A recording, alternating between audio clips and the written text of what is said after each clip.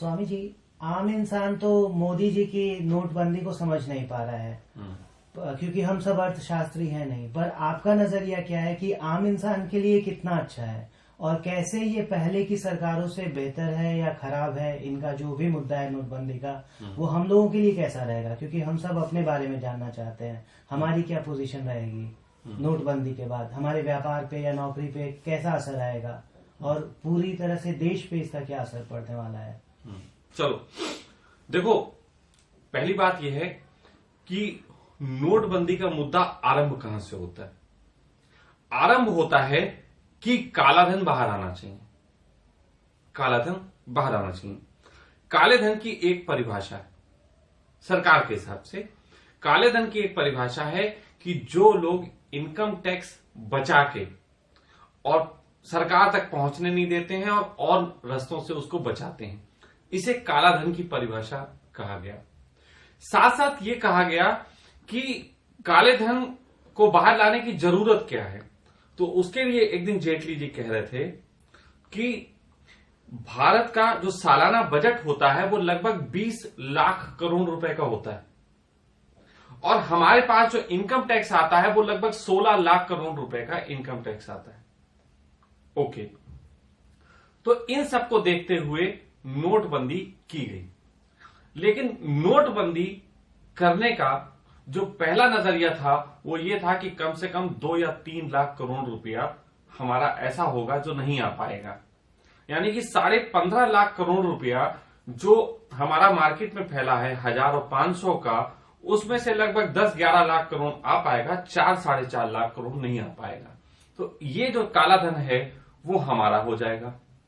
लेकिन हुआ उल्टा, लगभग 14.5 लाख करोड़ रुपया आ गया।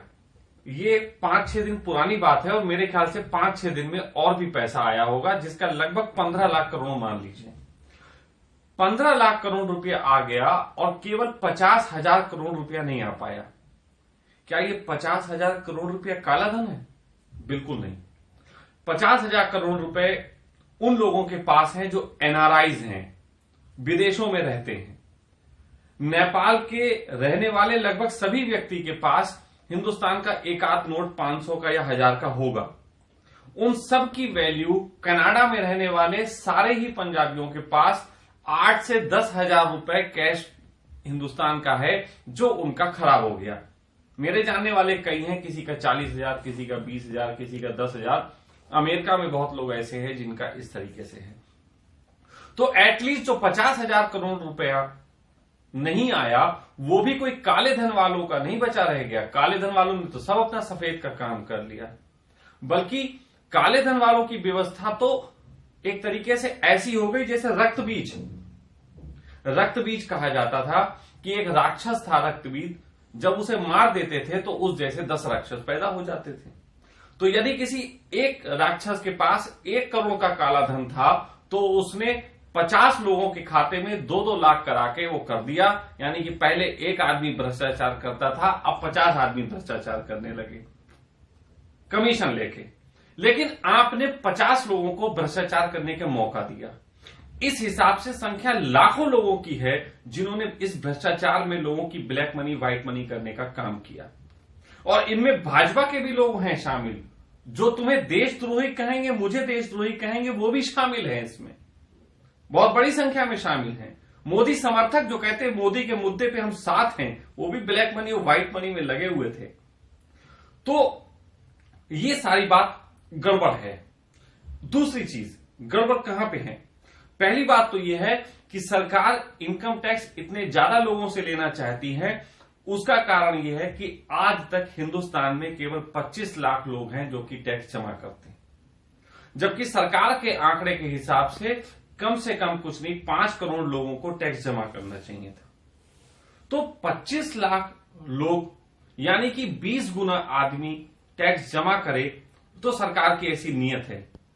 लेकिन तुम्हारी टैक्स की प्रणाली ऐसी है, चाणक्य की तारीफ करते तुम थकते नहीं। और चाणक्य ने स्पष्ट कहा है कि यदि जनता पे ज्यादा से ज्यादा टैक्स का बोझ लादा जाएगा और सरकार के पास पैसा आएगा तो उससे सरकार के मंत्री भ्रष्ट होते हैं। ये चाणक्य नीति है। तो चाणक्य नीति के तहत जनता पे कम से कम लोगों पे टैक्स लगाना चाहिए। अब मैं अपनी बात करता हूं।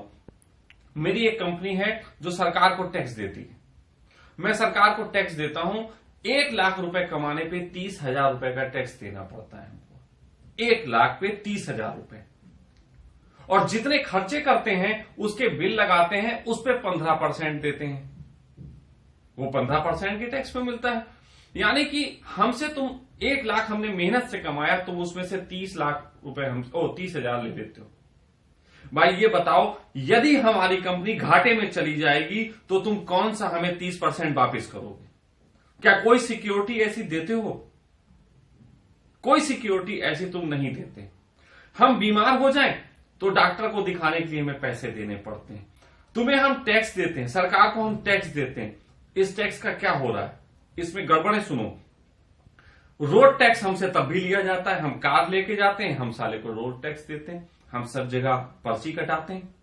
वाटर टैक्स हम देते हैं, हाउस में रहते हैं हाउस टैक्स हम देते हैं। मतलब एक बार हमने मकान ले लिया, जिंदगी भर टैक्स देना है। हाउस टैक्स भी हम देते हैं, बिजली का बिल हम देते हैं, हर चीज हम देते हैं। सरकार हमें क्या देती? सरकार ये कहती है कि हमें देने के नाम पे सरकार कहती है हम आपको सेना की सुरक्षा देते हैं, पुलिस की सुरक्षा देते हैं, कानून व्यवस्था हम आपको देते हैं। मुझे नहीं नजर आता हिंदुस्तान में कहीं कानून व्यवस्था है और पुलिस में कोई फ्री में काम होता हो। पुलिस के नाम पे तुमने गुंडे रख रखे हैं जो कि हर बात के मांग लेते हैं, एक रिपोर्ट लिखाने के पैसे दिए जाते हैं। कानून व्यवस्था के नाम पे मैं एक पहली ऐसी बात कह रहा हूं जो किसी भी व्यक्ति ने आज तक कहने की हिम्मत नहीं की। आपको तारीख लेने के 40 रुपया देने पड़ते हैं। आज की तारीख में देने पड़ते नहीं, 40 रुपया जज के सामने आपसे ले लिए जाते हैं। ये हिंदुस्तान की कानून व्यवस्था है। और मैं नहीं समझता कि जो भी गया होगा न्यायालय में उसको ये पता नहीं होगी। कोई विरोध करता है? आज तक किसी टीवी चैनल ने इसको दिखाया? कोई नहीं दिखाता। क्या कौन ये नहीं जानता कि सरकार वहां पे जो है हमसे पैसे लिए जाते हैं? और उससे पूछो जो ये पैसे लेता है कि तुम ये पैसों का करते क्या हो, तो वो बताता है कि जज साहब के प्रेस के खर्चे हम देते हैं, दूध का खर्चा हम देते हैं, ये सब जज साहब के वो खर्चे देता है। तो जिस देश में ऐसी कानून व्यवस्था हो, क्या दूसरी बात, हमें नहीं चाहिए देश पे लड़ाइयां। हमें तुम सुरक्षा के नाम पे भी क्या दे रहे हो? आतंकवाद चल रहा है, सब कुछ चल रहा है। तो ये सब बातें बंद होनी चाहिए। अब दूसरी बात आ जानी चाहिए। सरकार ये कहती है कि तुम जो बिजनेस करोगे उसके फायदे का हम 30% लेंगे। ठीक है, अब जरा मैं सरकार से हिसाब मांग लूं कि सरकार जो बिजनेस करती है उसका हमको कहां फायदा दिखाती। सरकार क्या बिजनेस करती? सरकार रेलवे चला रही। हिंदुस्तान का रेलवे दुनिया का सबसे बड़ा रेलवे, इसकी कमाई फायदे में क्यों नहीं जाती? कभी सरकार चिंतन करती? इतने लाखों लोगों को तुमने लाइन में खड़ा कर दिया बैंकों की, क्या तुमने रेलवे के कर्मचारियों की ड्यूटी सही से लगाने की सोची? क्या उसको गलत तरीके से जो लेट होती हैं उस पर कोई चिंतन किया? हिंदुस्तान में एक व्यक्ति के पास यदि एक बस हो आज की तारीख में, तो एक व्यक्ति जो बस रखता है वो प्रतिदिन 10,000 रुपए कमाता है। 10,000 कमाता है। सरकार के पास, मेरे पास सरकारी आंकड़े नहीं है, लेकिन अनुमान है कि कम से कम 2 करोड़ बसें होंगी पूरे हिंदुस्तान में। ठीक, 2 करोड़ बसें, 10,000 नहीं, यदि 5,000 रुपए के फायदे तक भी तुम पहुंचा पाओ तो एक दिन में तुम्हारे पास 10,000 करोड़ रुपए कमाई पहुंचेगी। और मैं कहता हूं मोदी जी, आप चिंता मत करो, आप एक टेंडर जारी करो कि एक बस को, इस रूट की एक बस को 5,000 रुपए प्रतिदिन पे हम सरकारी ठेके पे उठाने को तैयार हैं। एक बस तो मैं लूंगा, एक बस मैं लूंगा और मैं 5,000 रुपए आपको देके खुश हो जाऊंगा। रोज के 1.5 लाख रुपए महीना दे सकता हूं, जिस तरीके की आप अपनी बसों को सब देते हैं। तो यदि आप अपने डिपार्टमेंट संभाल लें, आप बसों का डिपार्टमेंट संभाल लें, 10,000 करोड़ रुपए प्रतिदिन के हिसाब से 365 दिन के अंदर आपके पास लगभग 3.5 लाख करोड़ रुपए आते हैं। 3.5 लाख रुपए करोड़ को मैं आपको ये एडवाइस दे रहा हूं कि आपके पास 3.5 लाख करोड़ कमाने का अवसर है, लेकिन आपका पूरा डिपार्टमेंट घाटे में जाता है। परिवहन डिपार्टमेंट हमेशा घाटे में गया है और आपका जो 20 लाख करोड़ रुपए का बजट होता है उसमें से आप एम्प्लॉइज को जो पैसा देते हैं वो भी लगभग 2 लाख करोड़ रुपए का होता होगा। तो 2 लाख करोड़ रुपए का घाटा वो भी बचेगा यदि आप अपने एम्प्लॉय को ही बसें दे दें, आप कंडक्टर और ड्राइवर से ही कह दें कि हम तुमसे 5,000 रुपए प्रतिदिन बस का लेंगे, बाकी की कमाई तुम रख सकते हो, हम तुम्हें कोई भी तनख्वाह नहीं देंगे। ऐसा नियम बनाओ, तुम बिजनेसमैन के ऊपर हावी हो कि मैं तुमसे लेके रहूंगा। अरे तुम खुद जो बिजनेस कर रहे हो उसको तो सुधारो, तुम जो खुद बिजनेस कर रहे हो। और दूसरी बात, इन्होंने फायदा पहुंचाया, गरीबों के फायदे की कहीं कोई बात नहीं है, मैं आपको बिल्कुल स्पष्ट कह सकता हूं। आपने लोगों पे सिर्फ बैंकों को फायदा पहुंचाया। आप कहते हैं हम एम्प्लॉयमेंट बढ़ाएंगे, मैं तुम्हें थोड़ा सा बताता हूं। बैंकों के जब तुम कैशलेस ट्रांजैक्शन कर दोगे, हम कहते हैं पूरे हिंदुस्तान ने मोदी जी की बात मान ली और कैशलेस ट्रांजैक्शन हो गया। कैशलेस ट्रांजैक्शन में मैन पावर कम हो जाएगी, जैसे एटीएम सब बंद हो जाएंगे। एटीएम बंद होंगे, वहां बैठने वाला एक दरबान बंद हो जाएगा। जिसके घर में एटीएम लगा है, जिसको 10 से 12 हजार रुपए उसकी किराया मिलता था, वो मर जाएगा। सिर्फ बैंकों की बचत होगी, अब उनको चेक भी ज्यादा काटने का झंझट नहीं, कैश भी गिनने वाला एक प्राणी नहीं चाहिए। तो बैंकों की एम्प्लॉयमेंट केवल 35% रह जाएगी, 65% खाली हो जाएगा। जो बैंक पैसा भरने जाती थी वो खाली, उसको चलाने वाला ड्राइवर खाली, उसकी सिक्योरिटी के पीछे जो 2 लोग जाते थे उनकी भी नौकरी गई, ऐसे उन सब की नौकरी जाएगी। तो आप एम्प्लॉयमेंट बढ़ा कर रहे। दूसरी चीज, एक तरफ तो आप उनको एम्प्लॉयमेंट कम कर दिया, यानी कि बैंक के खर्चे कम हो गए। दूसरी तरफ पूरे हिंदुस्तान के अंदर अभी इसी 50 दिन के अंदर 1 करोड़ के आसपास कहते हैं स्वैप मशीनें बिकी। और अगर सब लोग ले लें, जैसे मन्नी ले लें और सब लोग ले लें, तो ऐसे हिंदुस्तान में कम से कम कुछ नहीं तो 5 करोड़ के आसपास मशीनों की जरूरत पड़ेगी। 5 करोड़ के आसपास मशीनों की जरूरत पड़ेगी हर व्यवसाय के अंदर। अगर 5 लाख करोड़ मशीनें लगी हैं तो आपको मालूम है हर मशीन का किराया 700 से लेकर और 1500 रुपए तक के बीच में महीने का होता है। औसतन 1000 रुपए किराया रख लेते हैं, तो आप ये समझ लीजिए कि 5 करोड़ मशीनों का हर महीने आप 5 करोड़ हजार 5,000 करोड़ है ना, आप 5 लाख हजार करोड़ हो गए, समझे आप इतना पैसा। अब औसत आप लोग गणित कर लेना, हो सकता है मेरा कैलकुलेशन थोड़ा बिगड़ गया हो। इतना पैसा आप हर महीने बैंकों को फायदा पहुंचा रहे।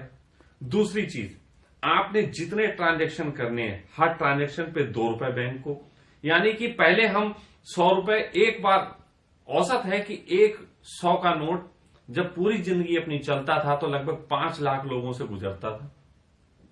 यानी कि एक नोट 100 रुपया अपनी जिंदगी, जो कि उसकी उम्र 10 साल मानी जाती है, तो 10 साल में वो 5 लाख लोगों के पास से गुजर जाता था।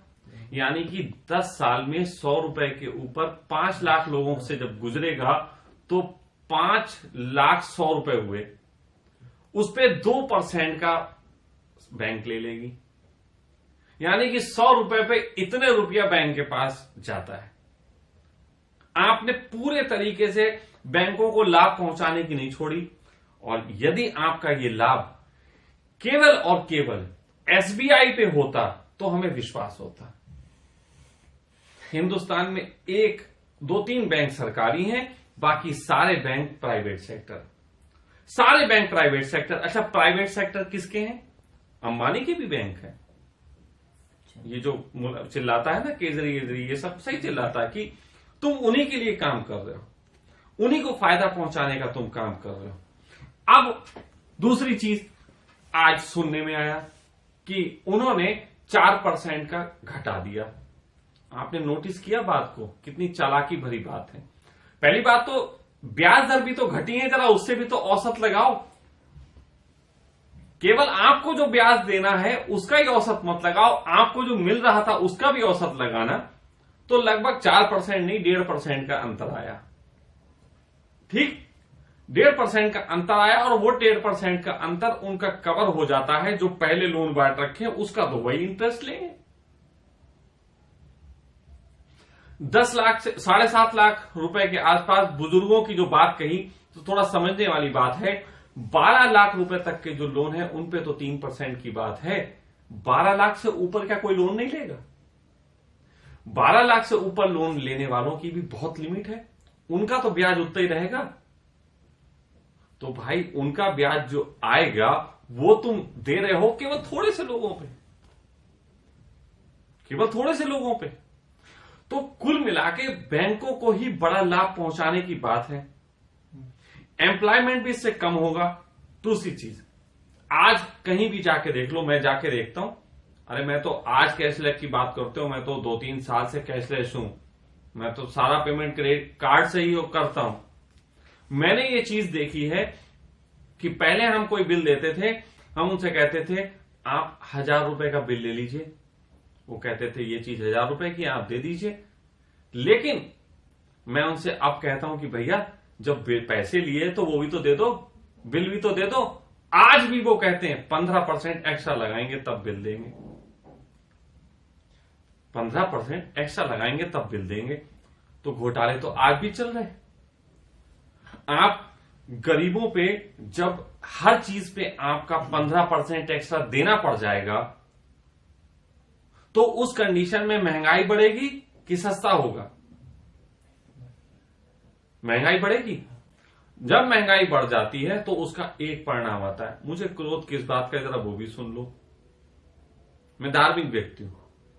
इस देश के हम गुणगान गाते नहीं घूमते पूरी दुनिया में। सच कहे तो पूरी दुनिया के पास हम ऐसा कुछ भी नहीं करते जिसके गुणगान गाएं, लेकिन फिर भी पूरी दुनिया हिंदुस्तान की तरफ आकर्षित होती है। 2-3 चीजें हैं। पहला, यहां के लोगों में व्यवहारिकता है। अभी कम से कम इतना समय है कि शाम को मूंगफली खा के बातें कर लेते हैं, है ना। थोड़ा सा ऐसा है कि एक आदमी नहीं भी कमाता है घर में, फिर भी कोई बात नहीं, एक कमाता है 4 लोग बैठ के खा लेते हैं। अभी ऐसा चलता है, अभी ऐसा चलता है। जैसे ही महंगाई बढ़ेगी और हम विदेशी पैटर्न पे उतरेंगे, विदेशों में भी कोई भी आदमी खाली बैठ के नहीं खा सकता। घर में हर आदमी को कमाना पड़ता है, हर आदमी को कमाना पड़ता है। जैसे ही हम उस पैटर्न को इस देश पे लागू करेंगे, हमारे देश में भी हर आदमी को कमाना पड़ेगा। और क्योंकि हमारे पास कमाई के इतने सोर्स नहीं है, इसलिए यहां पे उपद्रव बढ़ने वाला है, इसलिए यहां पे उपद्रव बढ़ेगा। बात यह है, अगर कोई देश के लिए सोच रहा है, कोई कर रहा है, क्या वो गलत है?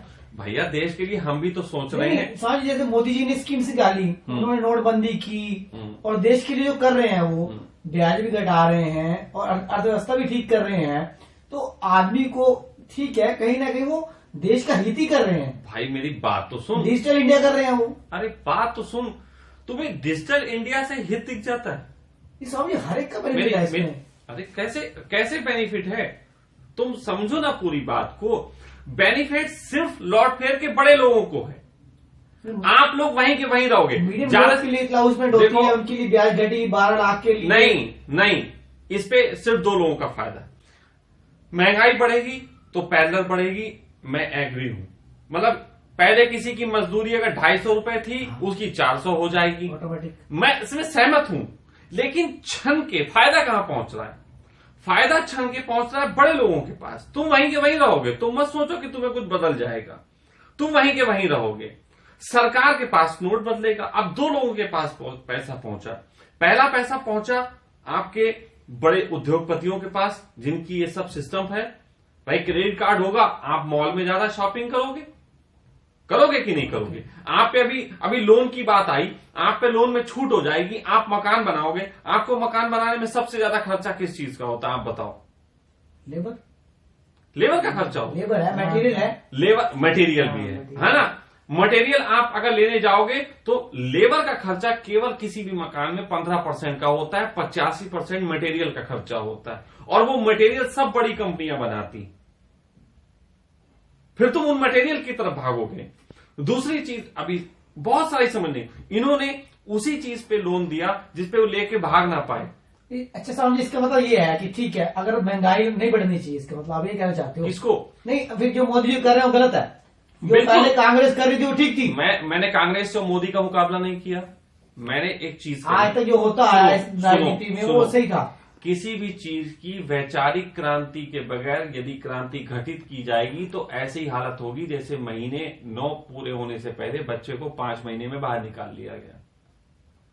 जब भी कभी ऐसा किया जाता है उपद्रव होता है। जब मैं साफ कह रहा हूं कि पहले तो मकसद समझो, हमें मोदी की बुराई नहीं कर रहे हैं यहां पे।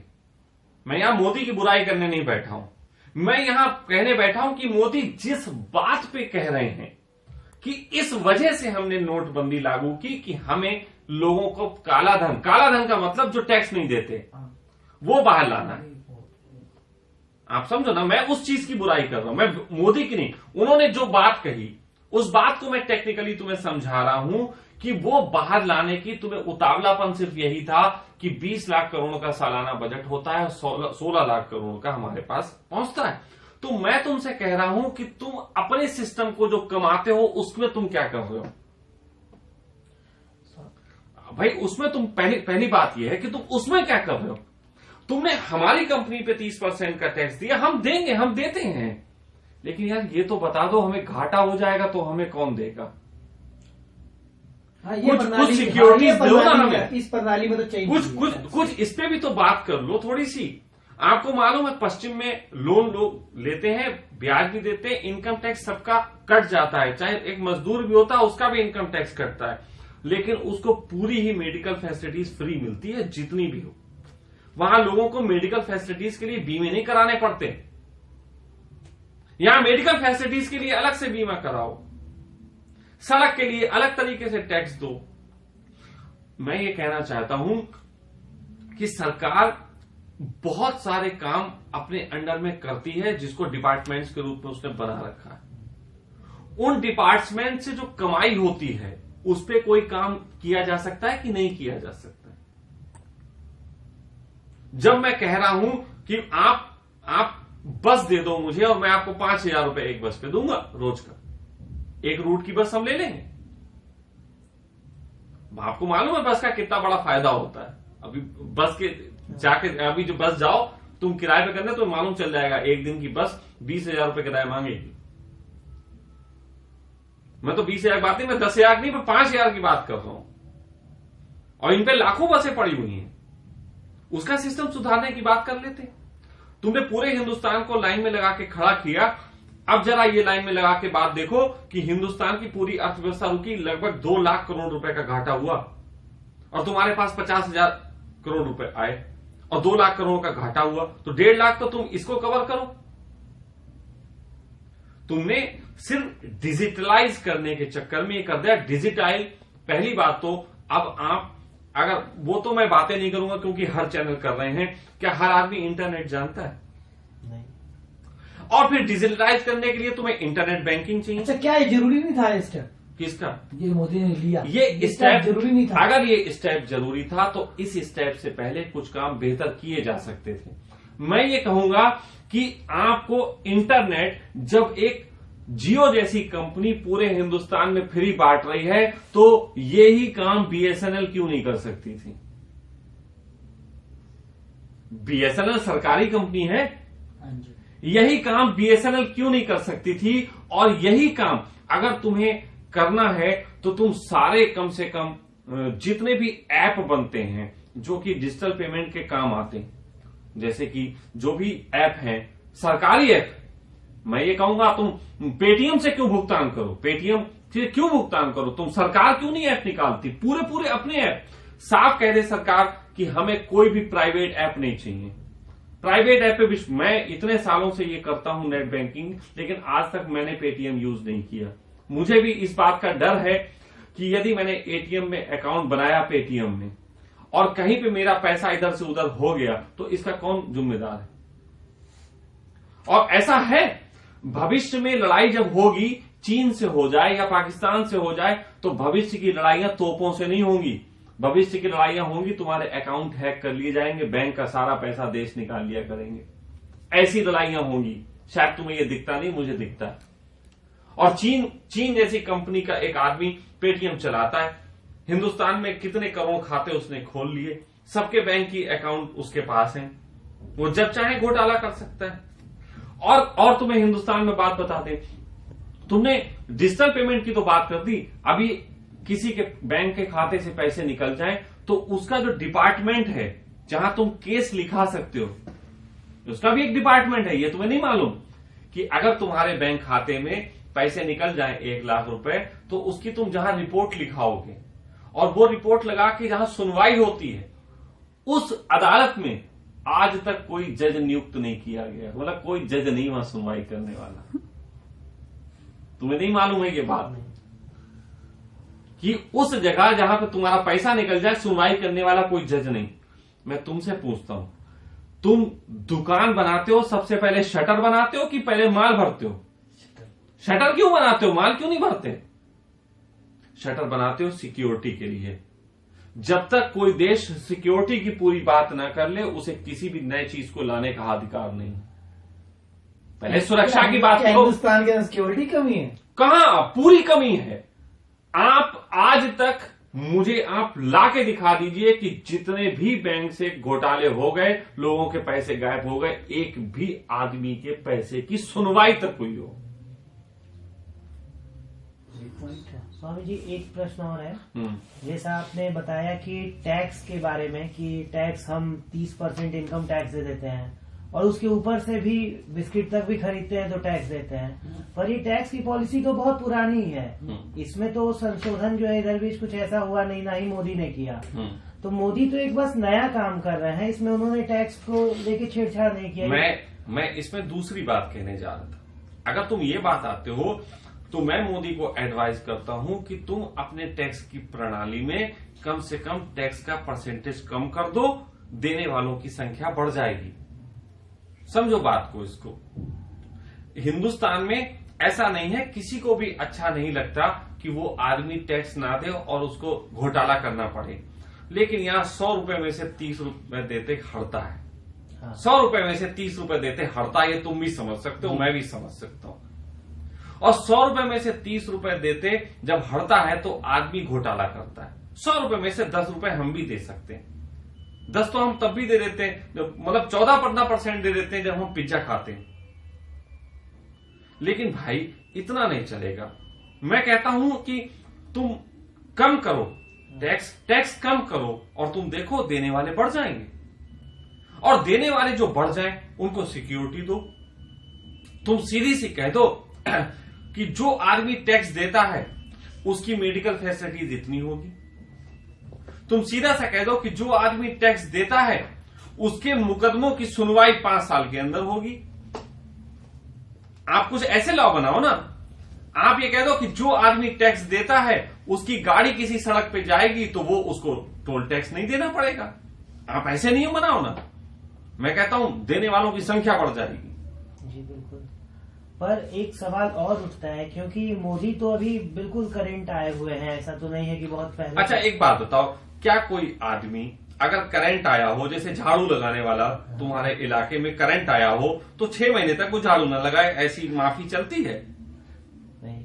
तो इसलिए करंट रेंट की बात मत करो। है तो मैं उनकी बात करूंगा। हम कंपैरिजन करके बात नहीं करते।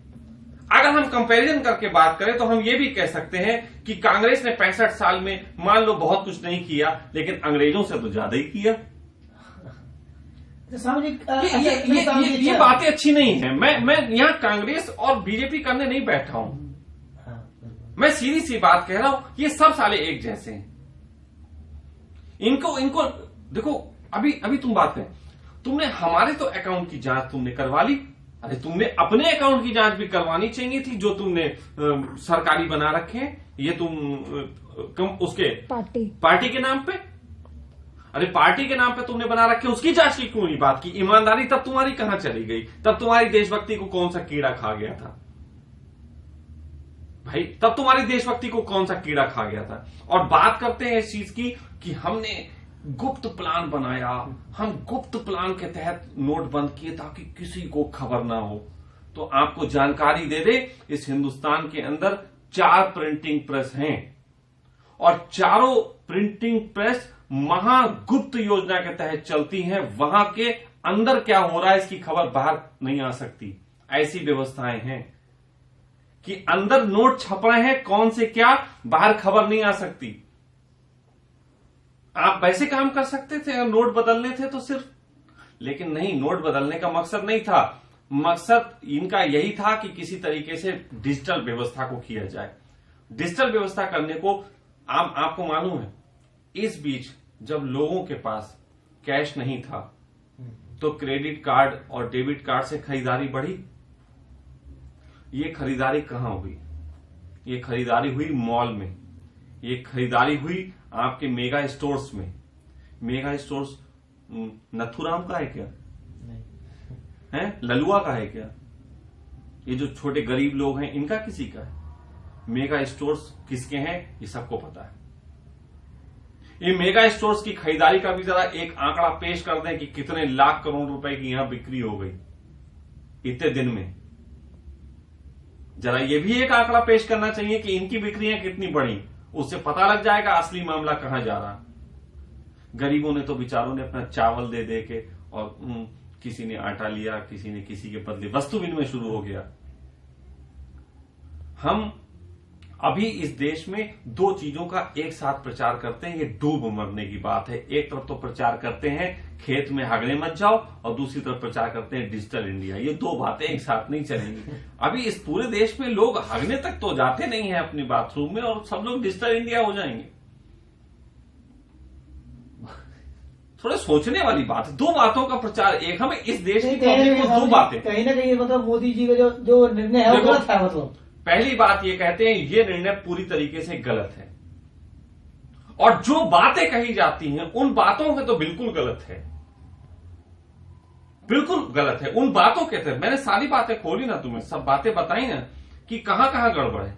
आप कहते हैं कि हमें नोट लेना, तो नोट लेने की तरकीब और है। आप कहते हैं लोग इनकम टैक्स नहीं देते, इनकम टैक्स लेने की तरकीबें बता रहा हूं। आप हो मनी, तुमने आज तक इनकम टैक्स नहीं दिया, ये मैं जानता हूं।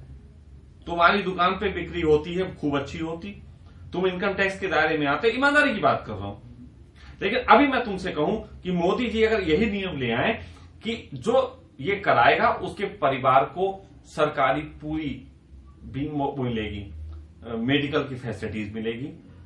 तुम कहीं भी गाड़ी लेके जाओगे, क्योंकि ऑलरेडी तुम गाड़ी में इतना तेल सब खर्च करते हो, उसका पैसा भी देते हो, गाड़ी में एक्स्ट्रा पैसे ले लेती सरकार, तो तुमसे कोई भी टोल टैक्स नहीं पड़ेगा। जिसके पास कार्ड होगा कि इनकम टैक्स देता है।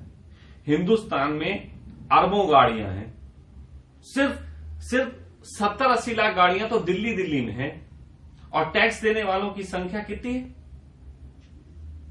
केवल 25 लाख पूरे हिंदुस्तान में।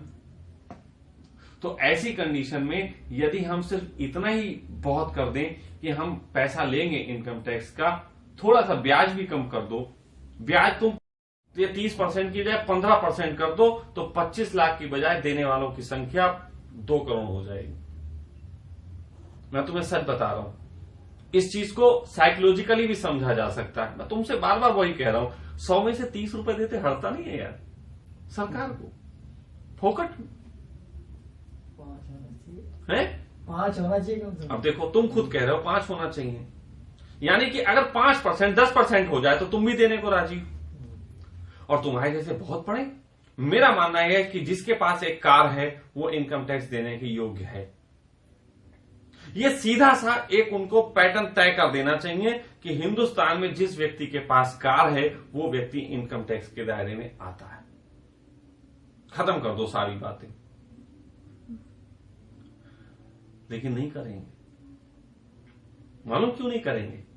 मोनोपोली है, कार के पीछे मोनोपोली है, फिर जो तेल बिकता है उसके पीछे मोनोपोली है। ये मोनोपोलियां हैं, इनसे व्यवस्था कंट्रोल कर रखी है लोगों ने। यही वो लोग हैं जो मोदी कोई नहीं, कोई भी इलेक्शन लड़ता है उसको पैसा देते हैं। जब इलेक्शन होता है तो उन्हें देखा संभावना सबसे ज्यादा मोदी के जीतने की है, तो मोदी जी आपको हर सीट पे 1 करोड़ रुपया। उन्होंने कहा दूसरे नंबर की संभावना कांग्रेस की हर सीट पे 50 लाख रुपया। उन्होंने कहा सापा की संभावना, उन्होंने कहा 25 लाख रुपया तुम्हें। वो सबको पैसा देते हैं, उन्होंने कहा जो आएगा साला मेरा काम करेगा। इसलिए इस व्यवस्था को देशभक्ति और सब चीजों से दूर रखना चाहिए। आप सीधे से कहो फटी की चिट्ठी थी, हम कर रहे हैं। और मैं आपको एक ऐसी प्लान भी आज बताता हूं जिसको अगर इंप्लीमेंट किया जाए तो किसी भी पार्टी को पैसे के लिए सब पे डिपेंड नहीं होना पड़ेगा। मैं तरकीब बताता हूं। सबसे ज्यादा दुख की बात यह है कि किसी भी पार्टी को जब इलेक्शन लड़ती है तो करोड़ों रुपया खर्च करना पड़ता है। भाई वो करोड़ों रुपया निकालने का ही सारा खेल है। अब एक अगर व्यवस्था लेके आ जाओ कि किसी को करोड़ों रुपए खर्च करने की जरूरत नहीं,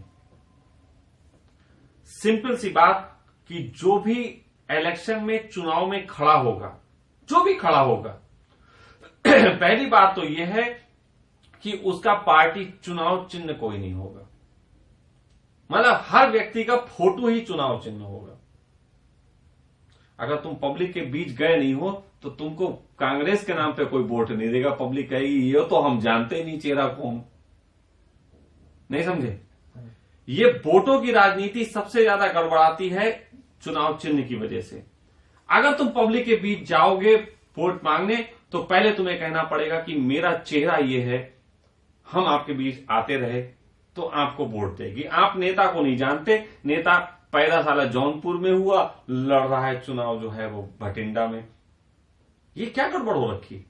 तो जिस क्षेत्र का नेता हो उस नेता का चेहरा ही चुनाव चिन्ह होना चाहिए, पहली बात।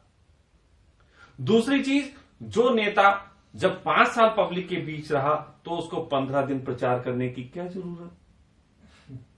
तो 15 दिन के लिए जितने भी नेता खड़े हों, 5, 10, ये अधिकार हो जाना चाहिए कि 10-20 से ज्यादा का चुनाव नहीं होगा। उसकी भी तरकीब मैं बता सकता हूं, पूछी जाएगी तो। 10 लोग चुनाव पे खड़े होंगे, 10 लोगों को 15 दिन जेल।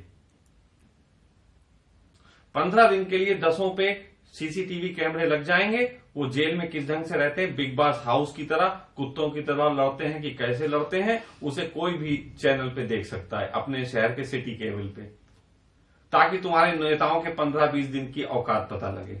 फिर रोज ही एक विषय जो उस क्षेत्र का होगा उस नेता को दिया जाएगा, जिसके लिए नेता को प्रचार करने की जरूरत नहीं है। 10 मिनट का मौका और पब्लिक को बता दीजिए कि इस क्षेत्र में इस समस्या का समाधान हम कैसे करेंगे।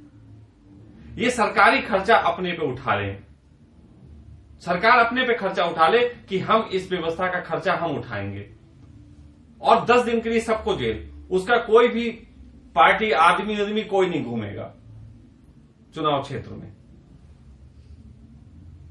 सारे चुनाव बिल्कुल 0 डाउन पेमेंट पे हो जाएंगे। जब 0 डाउन पेमेंट पे चुनाव हो जाएंगे तो इनको किसी भी राजनीतिक व्यक्ति को रईसों से पैसे लेने की जरूरत नहीं पड़ेगी। जब पैसे लेने की जरूरत नहीं पड़ेगी तो ऊपर से दबाव देने वाला कोई नहीं रहेगा। और जब ऐसी व्यवस्था होगी तो पार्टीवादी व्यवस्था खत्म हो जाएगी, व्यक्तिवादी व्यवस्था चलेगी। व्यक्तिवादी व्यवस्था ऐसी होती है जैसे पानी की टंकी लगी है और यहां बिल्डिंग में हर घर में उससे कनेक्शन गया है, ठीक है? तो यदि नाली हर घर की कनेक्शन सही है तो बिल्डिंग से जो पानी आएगा वो पहुंचेगा। अभी हम मान लें अगर मोदी सही भी हैं तो पाइपलाइनें खराब है, जगह जगह नेता खराब है, वो वहां से ऊपर से पानी आता है, नीचे पहुंचता ही नहीं। तो इसलिए व्यवस्था जो है इस ढंग की होनी चाहिए। अच्छा स्वामी जी, एक चीज और है, अभी नोटबंदी से हमारी बहुत सी एक्सपेक्टेशंस थी। अब 50 दिन भी पूरे हो गए, आज हमने मोदी को सुन भी लिया। अरे कल सूरज पूरब से नहीं निकलेगा, तुम्हें मालूम है पागल? कल पश्चिम से निकलेगा। हाँ कल देखना, कल कोई तकलीफ में नहीं होगा। बैंक प्रणाली तो स्वामी जी यही मैं कह रहा हूं, ये गलत बातें हैं। आप 50 दिन पहले पब्लिक को, इस हिंदुस्तान में पब्लिक को बेवकूफ बनाना हो, जातिवाद बहुत अच्छा मुद्दा है, इमोशनल बहुत अच्छे मुद्दे हैं, उन पे बात की जाती। 50 साल पहले मोदी ने कहा था यदि कोई समस्या रह जाती है तो मैं जूते खाने का अधिकारी हूं, मैं यहां बैठा बोल रहा हूं, इसे कल डाल भी देंगे और मोदी जी को भी दिखा देना, और जिसे मेरा उखाड़ना उखाड़ ले। मैं कहूंगा मोदी जी कल समस्या समाप्त नहीं होगी और जूते मैं आपको मारना चाहता हूं, खाओगे? नहीं, मोदी जी नहीं खाएंगे। मोदी जी के पास बहुत बहाने हैं। बहुत बहाने हैं कि हमें छूट दे दी और वो मैं पहले ही खोल चुका हूं कि क्या छूट किसको दे दी। छूट तो तब दिखती जब आपने हमारा ब्याज रेट वही रहने देना था। हमारा भी तो ब्याज रेट तुमने साले कम कर दिया, तो छूट कहां हुई। हालत ये थी कि पहले कोई आदमी 2-4 लाख रुपए जोड़ के उसका थोड़ा ब्याज भी खा लेता था, अब साला वो 2-4 की जगह 6-7 लाख जमा करे तब उतना ब्याज मिलेगा। तो ये नुकसान हुआ ना। बैंकिंग व्यवस्था कितनी अच्छी है ये अभी सिद्ध हो गया है कि जो नोट इतने सारे 105 करोड़ रुपए पकड़े गए, 105 करोड़ रुपए नए नोट बदली के किस्से पकड़े गए। इससे समझ जाओ बैंकिंग व्यवस्था कितनी ईमानदार। ये सब बिजनेस है, कोई देशभक्ति नहीं है, सब बिजनेस है। सब बिजनेस कर रहे हैं एक दूसरे की छाती पे खड़े होके। और मैं आपको बताऊं मुझे तकलीफ किस चीज की है वो मैं बता चुका हूं। पहली बात तकलीफ इससे इसकी है कि इस देश की जो गरिमा है, जो अंदर का प्रेम है, जो एक घर में एक आदमी कमाता है और 4 बैठ के खा लेते हैं, धीरे धीरे ये व्यवस्था छिन्न भिन्न हो रही। और इसलिए छिन्न भिन्न होना बुरा है। अरे जिस देश में थोड़े से लोग हों, ज्यादा काम हो, वहां हर एक के हाथ में काम होता है तो उससे अच्छा रहता है। इस देश में इतने ज्यादा लोग हैं, अगर सारों को काम तुम दोगे तो तुम्हारी वैसी रेट पिट जाएगी। कहां से काम लाओगे? तुम क्या काम लाओगे? तुम जातिवाद के मुद्दों पर अभी लड़ रहे हो, तुम काम कहीं से ला ही नहीं पा रहे हो। तुम सिर्फ बात कर रहे हो काम लाने की, काम कुछ नहीं आ रहा। हमने अपनी जातिवाद करना शुरू कर दिया, अमेरिका में वो एक आ गया, उसने कह दिया कि हम अब हिंदुस्तान ये सब एम्प्लॉयमेंट बंद करेंगे, हम यहां से लोगों को भगाएंगे। तो सब देश अपनी ऐसी शुरू कर देंगे तो हमारा तो सब खत्म हो जाएगा। इस देश की व्यवस्था में बहुत सारी बातें समझदारी की करने की थी। हमें एक तरफ हम मोदी जी पूरे देश में दुनिया में भागते हैं, पूरी दुनिया में बात कहते हैं, आइए भाइयों बहनों हमारे यहाँ इन्वेस्ट करिए। फिर आपके ही मित्र बाबा रामदेव जो कहते विदेशी कंपनियों ने लूट लिया, हमें इमोशनल किया, हमारा टूथपेस्ट खराब कर दिया, पता नहीं क्या क्या बातें वो गालियां देते हैं, ये बुलाते हैं। कोई आया अभी तक पिछले 3 सालों में विदेशी कोई इन्वेस्टर आया इंडिया में? नहीं आएगा। विदेशी इन्वेस्टर 2 बातों को देखते हैं। पहला देखते हैं कि उस देश का माहौल क्या है, और दूसरा देखते हैं क्या उस माहौल में कोई लड़ाई झगड़ने की संभावना है कि नहीं। जिस तरीके की हिंदू मुस्लिम की बातें करी जा रही हैं, इतनी लड़ाई की संभावनाएं हैं कि कोई भी यहां इन्वेस्ट नहीं करना चाहता, क्योंकि जब भी लड़ाई झगड़ा होता है स्टोर लूट लिए जाते हैं। इसलिए एक पहले फैसला ले लो कि विदेशियों को बुलाना है कि नहीं बुलाना है। अगर तुम्हें बुलाना है तो बाबा रामदेव का मुंह बंद करो, और नहीं बुलाना है तो इसके पक्ष में खड़े होकर खूब जोर जोर से बात करो। तो स्वामी जी एक चीज और है कि जैसे मोदी जी जाते तो बुलाने ही हैं, अलग बात है कि इनके पास ऐसी, जबकि हमारा भारत ऐसा है कि मार्केट सबसे बड़ा हमें इंडिया का दिखता है, जनसंख्या सबसे ज्यादा भारत की है। बिल्कुल है। तो ये उसी बेसिस पे ये बिगुल बजा रहे हैं कि हाँ भारत में सबसे। भाई तो तुम कमाने आओ ना कह रहे हैं। हाँ। कि कमाने आओ कह रहे हैं, हमें कुछ दे जाओ ये कहाँ कह रहे हैं। हाँ भाई देखो, अगर तुम ये कहते हो कि विदेशी यहाँ आए इन्वेस्ट करें, तो तुम ये कह रहे हो कि यहाँ वो कमाने आए, तो यहां से कमा के तो वो वहां ले जाएंगे। तो पहली बात तो ये गलत है। दूसरी बात, अगर तुम कहते हो कि विदेशी यहां से भाग जाएं, जैसे बाबा रामदेव कहते हैं विदेशी कंपनियां भाग जाएं, तो हमारे लोगों ने जो विदेशों में कंपनी लगा दी है, विदेशी उन्हें भगा देंगे। तो आप क्या कहते हो, विदेशियां आए या ना आए? मेरा मानना यह है कि अब ये देश के चूतिया पे बंद करना चाहिए। हमें पूरे दुनिया को एक होकर देखना चाहिए। जो जहां बिजनेस करना चाहे करे, जो जिस देश जाना चाहे जाए, जिस देश में रहना चाहे रहे, हमें इससे कोई आपत्ति नहीं होगी। हमारा जो पैसा मतलब विदेश से यहाँ आए काम करे या कंपनियां आए यहाँ पर, इससे आपका क्या राय है? मेरा स्वागत है, आना चाहिए, सबको आना चाहिए। अरे सबको आना चाहिए और जल्दी आना चाहिए और कम से कम नियम में आना चाहिए। लेकिन तुम्हें मालूम नहीं है अभी ये लोग करते क्या है। विदेशी कंपनियों को बुलाते हैं, विदेशी कंपनियों से कहते हैं यहाँ आओ। वो यहाँ पे आते हैं, 5,000 करोड़ रुपए की टोकन मनी लेके काम करते हैं। 5,000 रुपए की टोकन मनी मतलब वो 5,000 रुपए इन्वेस्ट करते हैं। तो उस पे ये 5,000 की उन्हें टोकन मनी अपनी देते हैं, यानी कि 5,000 वो करोड़ लगाते हैं और 5,000 ये अपने लगाते हैं। फिर वो यहां पे बैंक खोल देते हैं, फिर बैंक में वो क्रेडिट कार्ड बांटते हैं, हर एक को फायदा हो जाता है तो उनका वाहवा, और घाटा हो जाता है तो इनके 5,000 करोड़ का घाटा दिखा देते हैं। ये नुकसान है फिर। अरे भाई, तो मैं कह रहा हूं ये सब धंधेबाजियां हैं, कहां कहां तक खुलवाओगे मुझसे? मैं कितनी खोलूं? मैं अनपढ़ आदमी हूं, फिर भी तो मुझसे इतना खुलवा रहे हो, थोड़ा समझो। मैं इन टोटल ये कह रहा हूं कि वर्तमान में जो ये नीति लाई गई, इस नीति का हमारे देश को ही बहुत बड़ा नुकसान होने वाला है, बहुत बड़ा नुकसान होने वाला है। और ये नुकसान तुम्हें कुछ दिनों बाद दिख जाएगा। आज मैं कहता हूं, देखो खूब खबरें सुनने में आ रही कि आलू फेंका जा रहा, 1 रुपए किलो बिक रहा, 2 रुपए किलो बिक रहा, ऐसा खूब खबरें आ रही। तुम्हें मिला कहीं आलू 1 रुपए किलो?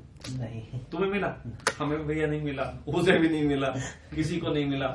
समझिए इस नीतियों का आपका कहना है किसको नुकसान होगा? इस नीतियों का इन टोटल इन नीतियों का नुकसान होगा। किसको होगा नुकसान? इसका सबको होगा, सबको होगा। मनी भाई, तुम भी लपेटे में आओगे, तुम्हें नहीं मालूम है।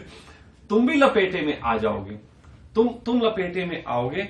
उसका एक कारण है, तुम्हें अपने दुकान पे कैश लेके लोग कमाएंगे, फिर तुम्हें मशीन लेनी पड़ेगी, फिर तुम्हें मशीन लेनी पड़ेगी।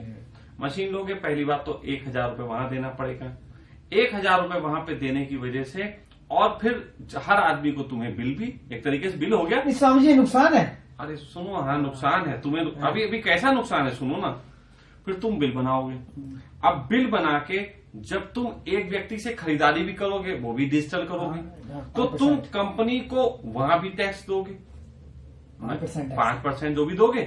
अब तुम्हारे पास सामान महंगा आया, सुनना, अब सामान महंगा आया, मतलब तुम एक व्यक्ति तुम्हारे पास 1,000 रुपए का अगर कपड़ा खरीदता था, तो वही कपड़ा अब लगभग 1,250 रुपए का हो जाएगा। ठीक है? अच्छा, तुम्हारे पास कोई व्यक्ति 1,250 रुपए का क्यों खरीदेगा? क्योंकि तुम भी मानते हो कि वो लोग जो सब पहले से टैक्स दे के सही से बैठे हैं, वो बड़े बड़े शोरूम बना के बैठे। हर कंपनी ने अच्छे शोरूम बना रखे। तुम्हारे पास इसलिए खरीदने कोई आता है क्योंकि तुम्हारा थोड़ा सस्ता पड़ता है। जब तुम्हारा भी रेशियो में महंगा हो जाएगा, तो उस कंडीशन में शोरूम की ही बिक्री बढ़ेगी, तुम्हारी कम हो जाएगी। तुम्हारी बिक्री कम हो जाएगी। इसमें देश का फायदा है क्या? हमारे अरे भाई, देश का तो फायदा है, व्यक्तिगत रूप से तुम्हें तो नुकसान होगा। अब व्यक्तिगत रूप से जब तुम्हें नुकसान होगा, तो तुम क्या सोचोगे? तुम उसमें दूसरे तरीके से कहीं कवर करने की सोचोगे। दूसरे तरीके से कवर करने में फिर वही आएगा कि हम टैक्स चोरी कर लें। भाई, हम अभी तक तो टैक्स देते ही नहीं हो, अभी तक तो बाहर नहीं छोड़ दो, उसके बाद तुम टैक्स चोरी की सोचोगे, तो तुम्हारे अंदर भी बेईमानी का कीड़ा लगा। फिर एक बात होती है, जितने ज्यादा नियम बना दिए जाते हैं, उतने ज्यादा भ्रष्टाचार को बढ़ावा मिलता है। भाई, एक नियम बन गया, हर आदमी तुम पे थोप देगा आके। मैंने देखा है, पुलिस वाले इतने अलर्ट कभी भी नहीं थे जितने इस 50 दिन में रहे। 50 दिन में हर चौराहे पे, हर गाड़ी की चेकिंग, हर जगह चेकिंग चल रही थी, हर जगह चेकिंग चल रही थी। इसलिए क्योंकि पुलिस वाले कह रहे थे हमारी तो रिश्वत बंद करें, हम साले को कोई ढूंढ लें। 105 लाख करोड़ रुपए तो पकड़ा गया, वो जो खुल गया। लेकिन मेरा मानना है कम से कम 10-20 हजार करोड़ रुपए का तो पता ही नहीं चला होगा, जो पुलिस वालों ने सेटिंग से खा लिया होगा। सही बात है। तो तुम भी समझ रहे हो, मैं कोई ऐसी लेकिन सामने कहीं ना कहीं हम ये मान लें कि हमारी हिंदुस्तान की टैक्स प्रणाली में ही कुछ कमी है। देखो, मैं टैक्स प्रणाली में तो निश्चित कमी। हाँ, यही पॉइंट है, यही पॉइंट है भाई, टैक्स प्रणाली मोदी की नीति में कमी नहीं है अभी। इसका देखो सुनो यार, मोदी की नीतियां क्या कहें, नीतियां ही तो वही तय करता है। जब प्रधानमंत्री नीतियां तय कर रहा है, तो कमी तो प्रधानमंत्री की कहे जाएंगी।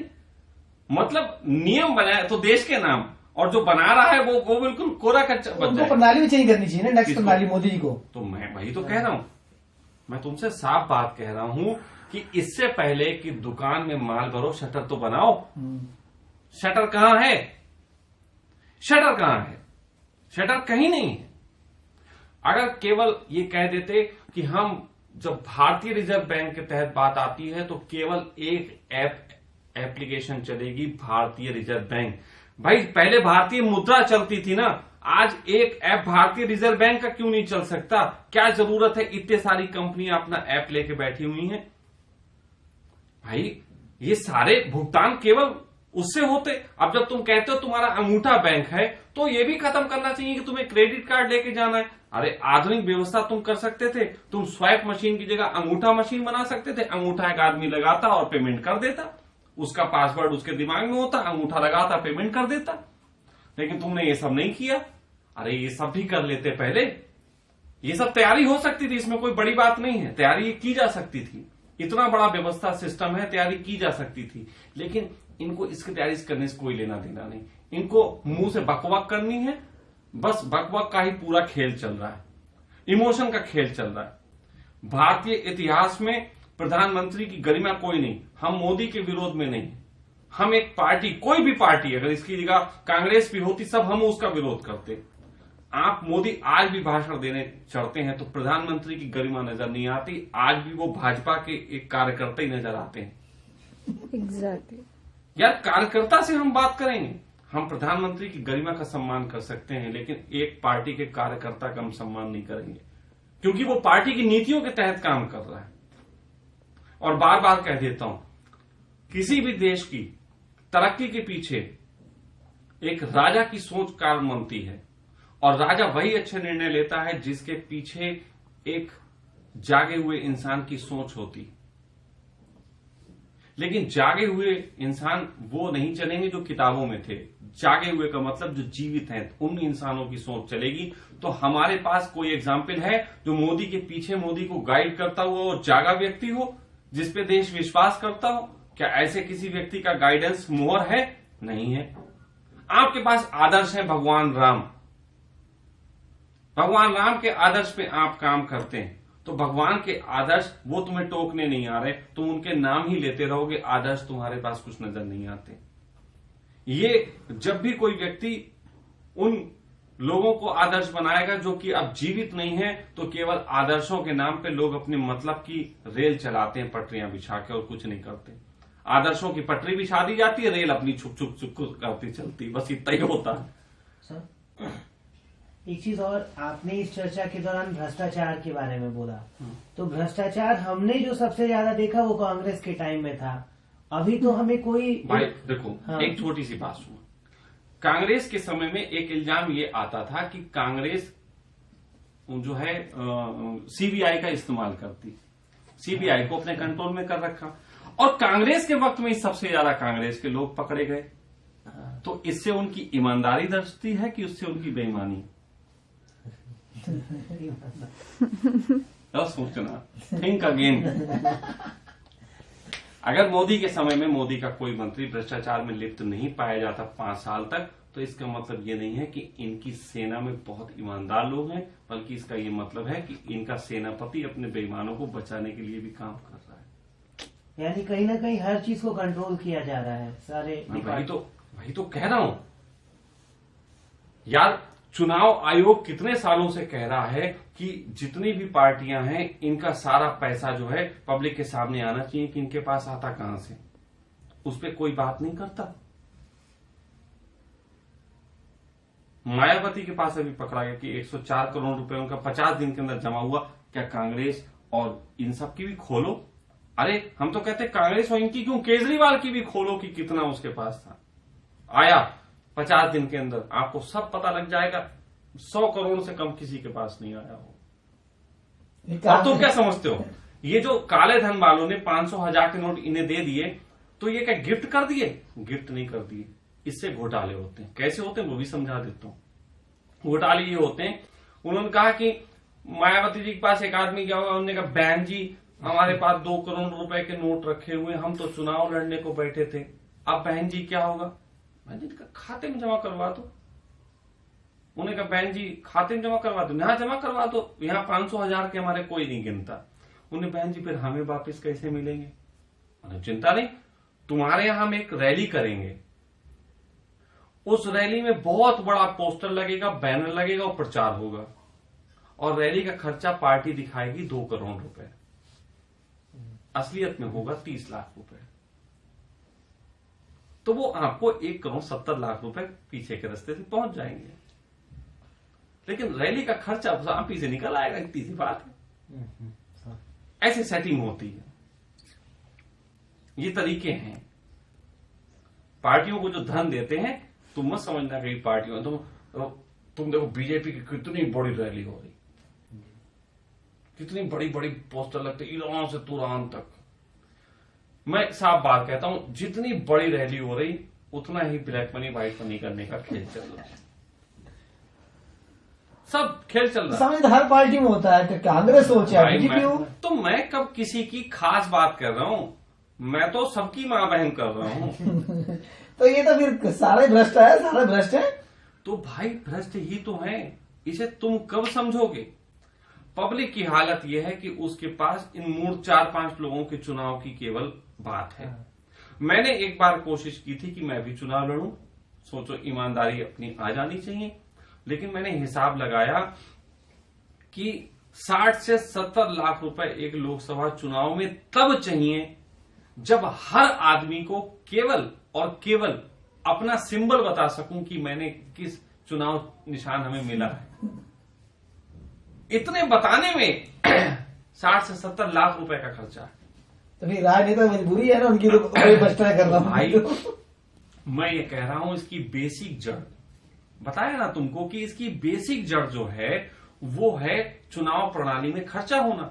और चुनाव प्रणाली में खर्चा राजनीतिक पार्टियां करती हैं क्योंकि ये अपने सिंबल बेचती हैं। जब मैंने इलेक्शन लड़ा था तो मुझे सिंबल मिला था 15 दिन पहले, और 15 दिन भी नहीं, मुझे सिंबल मिला था 12 दिन पहले, अपने हमारे इलेक्शन से 12 दिन पहले। और 12 दिन पहले जब हमें सिंबल मिला तो उस 12 दिन में फिर हम सिंबल के पर्चे छपवाने में और वो छपवाने में हमें 3 दिन लग गए। अब 9 दिन बचे, अब 9 दिन में हम कहां पहुंचाएंगे? इसीलिए ये राष्ट्रीय पार्टियां पहले से ही कमल कमल है ना, हाथ का पंजा, हाथी, कुत्ता, घोड़ा सब करने लग जाती, क्योंकि यही सिंबल ये पहले प्रचार करते हैं, बाद में लोगों को सिंबल भेजते हैं। 2 साल पहले से एक नेता कह देता अब की बार हम बीजेपी से चुनाव लड़ेंगे, अब की बार हम मायावती से चुनाव लड़ेंगे, और वो सिंबल बेच दिए जाते हैं। सिंबल बेचने का पैसा है।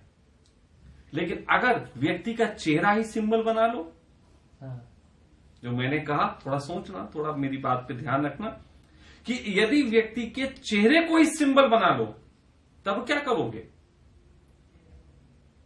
तब तो बेटा उन्हीं चेहरों को कोई वोट देगा जिन चेहरों को उसने 5 साल देखा होगा घूमते टहलते, कि हाँ भैया जी देखे तो है कभी हमने। अभी तो हालत ये होती है, नेता को तो जानते नहीं, पंजे पे मोहर लगा रहे, पंजा पार्टी को वोट ज्यादा मिलता है। पार्टी तो ये बंद करो, व्यक्ति होना चाहिए। और फिर मैं कह रहा हूं कि वो जो लड़े वो कैद हो जाएगा वहां पे, और कोई भी गाड़ी घूमती नहीं पाई जाएगी, सब पकड़ ली जाएंगे। तुम 5 साल मेहनत करो पब्लिक के बीच, और जब कोई व्यक्ति 5 साल तक पब्लिक के बीच रह के पब्लिक के दर्द की बात करेगा, मैं तुम्हें गारंटी बता सकता हूं कि 5 साल पब्लिक के बीच रह के उनकी दिक्कतें देख के, उनकी परेशानियां देख के आदमी बेईमान नहीं हो सकता। बेईमान सिर्फ वही हो सकता है जो 15 दिन अपने मतलब के लिए पब्लिक की कमियां दिखाता है, असलियत में उसे दर्द नहीं मालूम। ये बिल्कुल ऐसी बात कह रहा हूं कि जिस जानवर को, मुर्गा, बकरे, किसी को तुम काट के खा लेते हो, तुम्हें दर्द पता नहीं होता, अपने आप काटोगे तो दर्द पता लगेगा। समझे बात को? उसी तरीके से जब तुम पब्लिक के बीच वोट तुम्हें चाहिए 5 साल बाद, तो तुम पब्लिक के बीच जाओगे, गांव में जाओगे, लोगों की दिक्कतें जानोगे। जब तुम देखोगे कि इतने लोग तकलीफ में हैं, तो 2 ही काम होंगे, तुम बेईमान नहीं हो पाओगे, तुम उनकी तकलीफें दूर करने के लिए कुछ काम करोगे। समझो, थोड़ा बात समझो कि मैं कहां पे बात कह रहा हूं। तो ऐसी कंडीशन में हम कुछ देश का भला कर सकते हैं, क्योंकि हमें वो लोग मिलेंगे जो वाकई में देश का हित चाहते हैं। और सच कहें, हर शहर में ऐसे बहुत लोग पड़े हैं जो प्यारे इंसान हैं, जो पब्लिक के बीच रहते हैं समाज सेवा की तरह, और उन्हें पब्लिक जानती है, लेकिन उनके पास बेईमानी का इतना धन नहीं है कि इन नेताओं से टिकट खरीद सकें। तो इस मुद्दे पे पब्लिक को थोड़ी चाहिए। स्वामी जी, पूरी चर्चा अच्छी रही। उसमें मैं चाहता हूं कि जैसे हमने बात शुरू की नोटबंदी और फैसले से इसको लेके, और फिर हमने नए नए विकल्पों की तरफ देखा। तो आप पूरी चर्चा को एक समराइज करके छोटे में कि क्या ये फैसला अच्छा तो ठीक तो नहीं है उस तरह से, लेकिन तत्काल स्थिति में क्या करना चाहिए सरकार को जिससे कि देश भी तरक्की की ओर बढ़े और जो साधारण व्यवसायी वर्ग है या मिडिल क्लास फैमिली है वो भी कुछ। दो तीन बातें हाँ। खास हैं। सरकार मान ले, सरकार को वोट भी खूब मिलेंगे और सब कुछ खूब होगा। वोटों के लिए तो मरे जाते हो ना, आखिर सारे नेता सुन लो भैया, वोटों के लिए मरे जाते हो। अगर वोटों के लिए मरे जाते हो तो पब्लिक के वास्तविक दर्द समझो। व्यापारी का दर्द है, उससे टैक्स कम लिया जाए, उस दर्द को समझो। सारे व्यापारी साथ देंगे। ये व्यापारी खड़ा हुआ है, मैं समझता हूं 10% टैक्स कर दो, ये साथ देगा। फिर ये सीमा बंद कर दो कि 2.5 लाख तक की छूट है और ये सब बातें बंद कर दो। जितना भी बिक्री हो उस पर टैक्स लो, चाहे 1 लाख की कोई बिक्री करे चाहे 2 लाख की बिक्री करे, टैक्स देना पड़ेगा। वो टैक्स तुम एक हिस्सा बना दो। दूसरी बात, आपको टैक्स के साथ साथ जो व्यक्ति टैक्स पेड के दायरे में आएगा उसकी कई चीजें जल्दी सुनी जाएंगी, है ना। उसको एडमिनिस्ट्रेशन भी उसकी सुनवाई जल्दी करेगा। अगर उस पर कोई केस बनता है, कोई केस करता है वो किसी पे, तो उसकी भी एक लिमिट कर दो कि 3 साल के अंदर इस केस की सुनवाई हो जाएगी। उसके अलावा तुम उनको कम से कम एक सबसे बड़ी चीज होती है हमारी बीमारी हादी। आज की तारीख में अगर नोट आदमी बचा के रखता है वो यही रखता है हाई बीमारी हो जाए, हाई बीमारी। अगर तुम बीमारी से सिक्योर कर दो तो इंसान पूरा दांव खेलने को तैयार हो जाएगा। तो आदमी की सिक्योरिटी दो, इंश्योरेंस नहीं कराना पड़े उसे। आज मुझसे कहा जाता है कि आप 25,000 रुपए 50,000 रुपए दीजिए, आपका इंश्योरेंस 5 लाख रुपए तक की सिक्योरिटी। भैया एक तरफ हम टैक्स देते हैं, फिर हम तुम्हें इंश्योरेंस भी दें, और आखिर इंश्योरेंस का भी घुमा के तुम टैक्स ही दिखाते हो बचाने का। तो ये घुमा के खेल खेलना बंद करो यार, सीधे सीधे बात करो कि आपने टैक्स दिया था, आपने अगर 50,000 रुपए में टैक्स दिया था तो आपकी घर की सुरक्षा की जिम्मेदारी हमारी।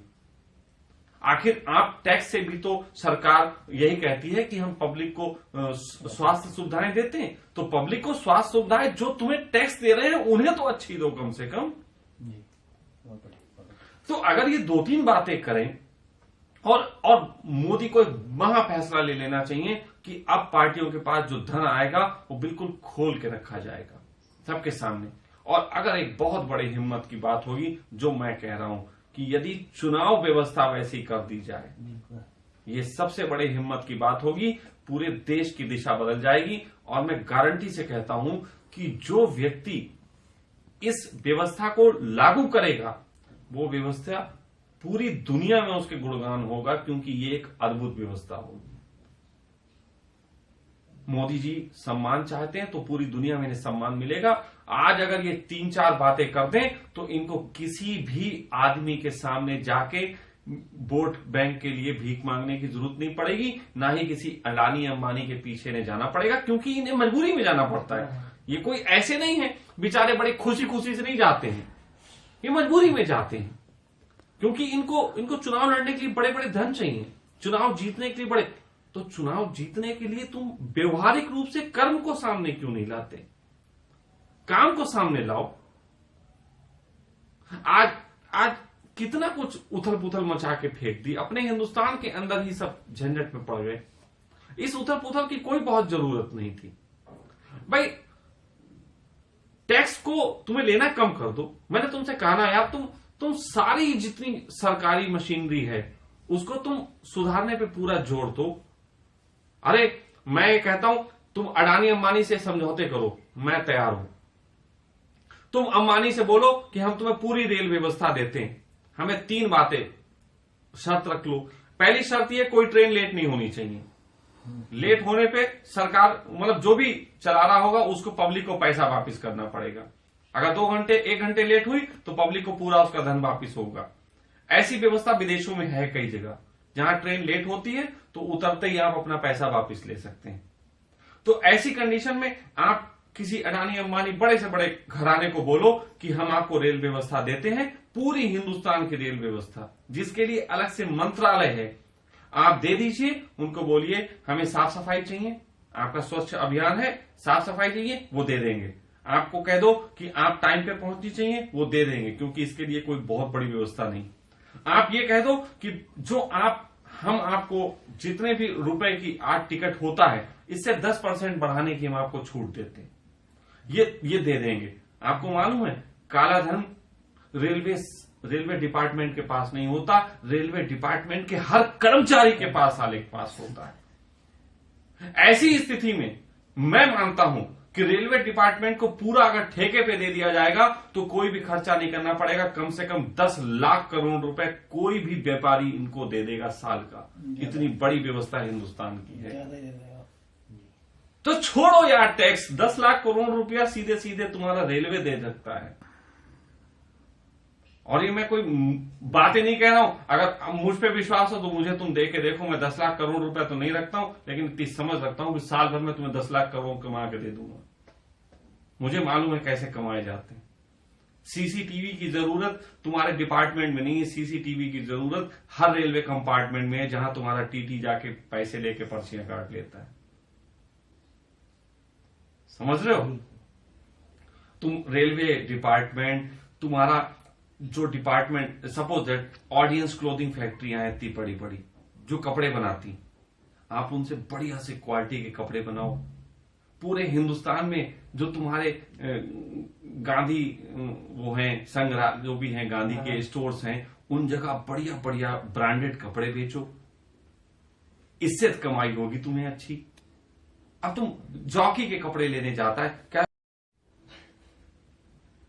भाई? अगर करना है, हम कह रहे हैं तुम मत बनाओ, तुम दे दो लोगों को, उनसे तय कर लो हमें इतना रुपया चाहिए।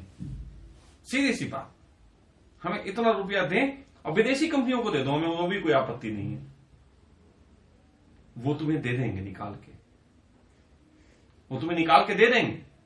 इतनी ज्यादा टैक्स के लिए परेशान होने की जरूरत नहीं है यार। एक छोटी सी दुकान इस लड़के के पास है, ये भी महीने में कमा लेता है यार 70-80 हजार रुपए, लाख रुपए ये कमा लेता है। हमारे पास इतना बड़ा देश पड़ा, हम पैसे नहीं कमा पा रहे। सही बात है। हमसे बताओ ना, हम बनिए के औलाद है, हमें बताओ ना तुम। हम तुम्हें इतनी जुगाड़े बता सकते हैं धन कमाने की, पूछो मत ही। भारत में एक फेसबुक चलती,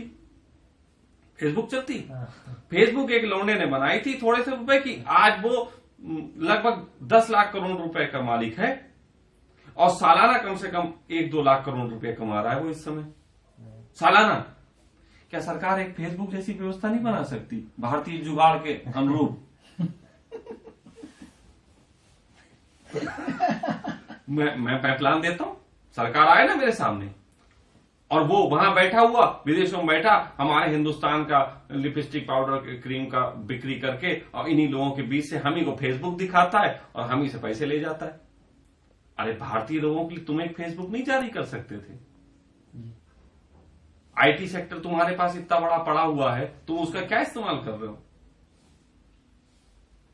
सरकार को दिमाग लगाना चाहिए। उनके पास इतने बुद्धिमान लोग हैं तो वो उनका उपयोग केवल फाइलें लेके घूमने में मत करो, उनका उपयोग धन कमाने में करो। तुम्हारे पास हिंदुस्तान के अंदर कम से कम 1000 चीनी मिलें हैं तो तुम्हारी सब चीनी मिलें घाटे में जाती। चीनी मिल, एक हमारे शहर में कोई छोटा सा चीनी मिल, चीनी का जिसका छोटी सी होता था कोई मिल, वो भी करोड़पति होता था हमारी सरकार करी। तो भाई मेरा तो सीधा था, बनिए का बच्चा हूं, बनिए की मक्कारी भी जानता हूं, बनिए की क्षमता भी जानता हूं। बनिए की क्षमता के तहत इस देश को अगर काम करना है तो बनियों के नीचे नहीं करना चाहिए, फिर देश को खुद ही बनिया हो जाना चाहिए। तो बनिए के नीचे क्यों प्रधानमंत्री हमारा काम करे? अच्छा नहीं लगता यार। प्रधानमंत्री तो क्षत्रिय जैसी क्वालिटी होती, क्षत्रिय और बनिए के नीचे काम करे, ये कुछ बात समझ में नहीं आती। क्षत्रिय के नीचे बनिया काम करे ये बात थोड़ी अच्छी लगती है, जबकि मैं खुद भी बनिया हूं।